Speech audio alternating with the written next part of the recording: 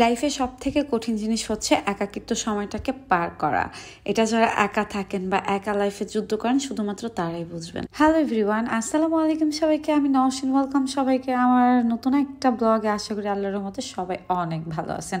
অনেকদিন পরে মনে হয় একটুখানি ঘুমাইলাম, আর ঘুম থেকে ওঠার পরে বিছানা গোছগাছ করে নিজেকে আয়নায় দেখতেছিলাম আর ভাবতেছিলাম আহারে কি অবস্থাটা আমার।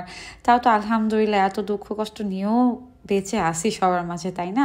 আর এই দেখেন আমি নিজের সাথে নিজেই ফান করতেছি, নিজের ভালো লাগার কাজগুলো নিজেই করি। আয়নার অবস্থা মানে আয়নায় নিজেকে দেখলে হচ্ছে আমার নিজেরই অনেক বেশি কষ্ট লাগে। আর তাছাড়া তো আমাদের জীবনে কিছু মানুষ থাকবেই, তারা হচ্ছে আমাদেরকে নিয়ে অনেক রকমের মন্তব্য করতে থাকবে, আমাদের ফেস নিয়ে, চলাফেরা নিয়ে মন্তব্যের শেষ নাই। মানে হচ্ছে যেটাকে গীবত বলা হয়।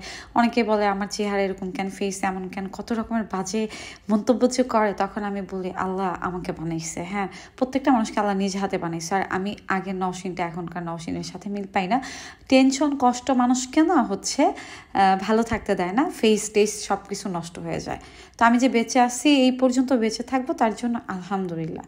আর সকালবেলা মনে হলো হালকা একটু নাস্তা খাই, শরীরের অবস্থা খুবই বাজে। তো আমি নিয়ে নিলাম পাউরুটি, একটা কলা আর গরম পানি দিছি চুলায়। গরম পানির মধ্যে আস্ত একটা ডিম আমি ভেঙে ছেড়ে দিব। এটা যেভাবে সিদ্ধ হয়ে আসবে এইভাবে খেতে আমার ভালো লাগে, একটু মরিচের গুঁড়া বা লবণ দিয়ে। এটা বলতে পারেন আজের একটা খাবার, মানে আমার কাছে ভালো লাগে। এইভাবেই একাকিত্ব সময়টাকে পার করি। আর মাঝে মাঝে একা থাকতে আমার ভীষণ ভালো লাগে।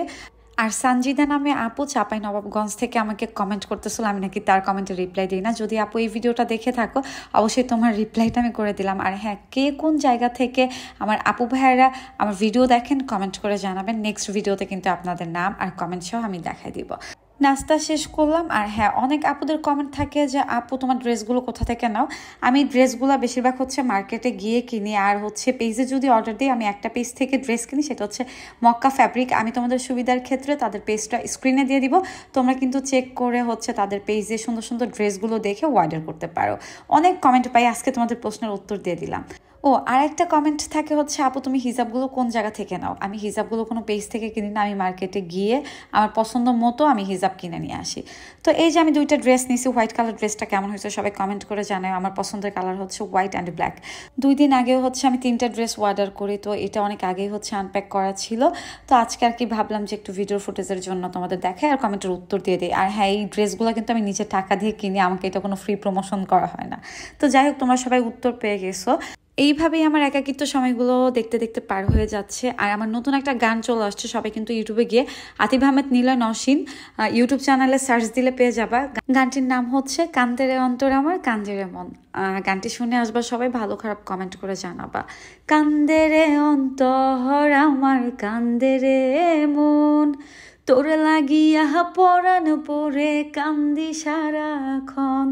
খালি ভয়েসে গানটা একটু গেয়ে দিলাম। যাই হোক, তোমরা ইউটিউবে গিয়ে গানটি শুনে এসো আর কমেন্ট করে জানাইও। আর যাদের ভালো লাগবে না আমার ভিডিও স্কিপ করে দিবা। সবাই ভালো থাকবে, ইনশাল্লাহ দেখাবে নেক্সট ভিডিওতে। আল্লাহ হাফেজ সবাইকে, সবাই অনেক ভালো থাকবে।